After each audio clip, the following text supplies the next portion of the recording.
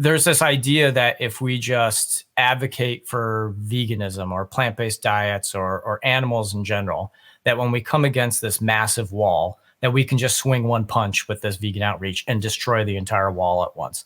It's not going to happen. It's never going to happen. No social justice movement has ever achieved anything by just talking to people and asking them to change their lifestyle and a massive, massive forms of oppression just crumble.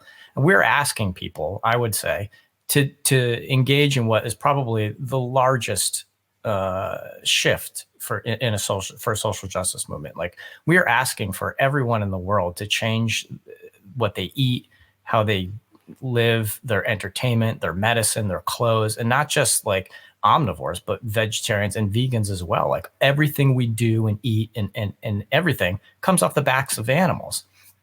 And so this is huge. It's a huge undertaking, and we can't talk our way into this. We can't throw one punch at this wall and expect it to crumble. What we're doing with pressure campaigns is we're pulling bricks out of the foundation of that wall. And if you don't pull all the bricks out, it's not going to fall. And so the idea that like it's a single issue, I think in that way is a mistake to call it that. And secondly, when doing a pressure campaign, you are in the immediate advocating for the closure or change of whatever your target is. But at the same time, you're advocating for plant-based eating. You're advocating for a vegan lifestyle. You're encouraging animal activism. So you are doing that general outreach as well at the same time. And I think that's the beauty of pressure campaigns, is you get to do everything at once while you're concentrating on pulling those bricks out.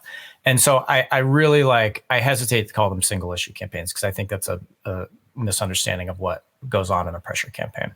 So, we talked a bit about the fur campaigns, for instance, right? People look at that and say, well, it's single issue and it doesn't address the bigger issues. But the fact of the matter is, like, we can't wait for this entire thing to collapse and then this vegan world pop up in its place magically. Like, you ask anyone how that happens and no one has an answer, but still insists that's the way forward. But what we do with our pressure campaigns is that we have to systematically remove speciesism from society. And again, we can't do that all at once. So we have to pull the different bricks out of the wall, out of that foundation. And so things like anti-fur campaigns or getting animals out of entertainment or vivisection, those are incredibly important, because we are removing speciesism from society piece by piece. And I think when that form of speciesism isn't in someone's face, it starts to disappear. And so when you get rid of like fur designers or designers from using fur or stores from carrying fur, it's important because you are removing that piece of animal use out of the eyes of society, and it's forgotten about. And I think, you can look back in history and see all sorts of different things that people have deemed cruel or unnecessary, and they start removing them from society, and then it's gone and people don't think about it as much or at all. And so I think like those things like the fur campaigns are important. And now people say, well, it's a very small target. Like, we have this behemoth issue of animal agriculture. And so it doesn't behoove us or the animals to work on these smaller things. And this is where I think those difficult conversations come into play that no one likes to have. And I think the reality is the grassroots animal rights movement doesn't have the abilities to take on animal agriculture in a meaningful way.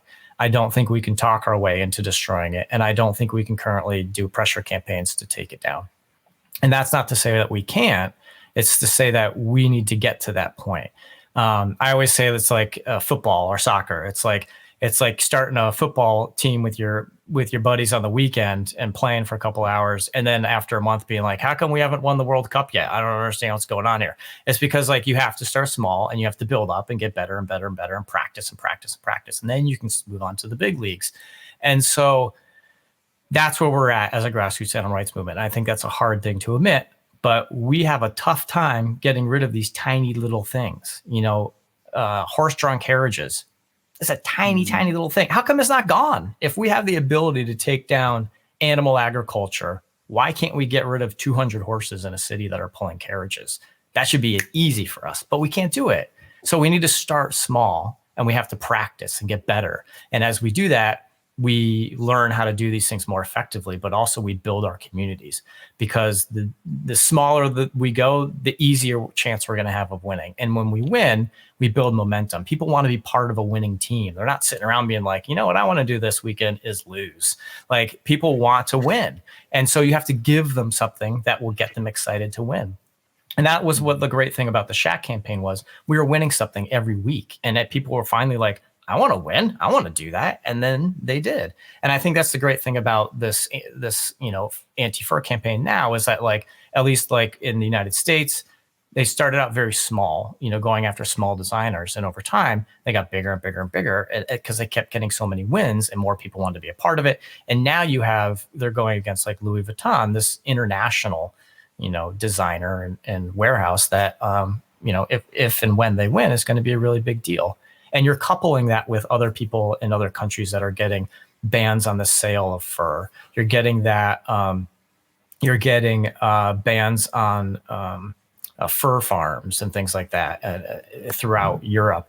Like, all these different pieces are pulling that wall down, that fur wall, which is, of course, part of this bigger, broader issue of speciesism.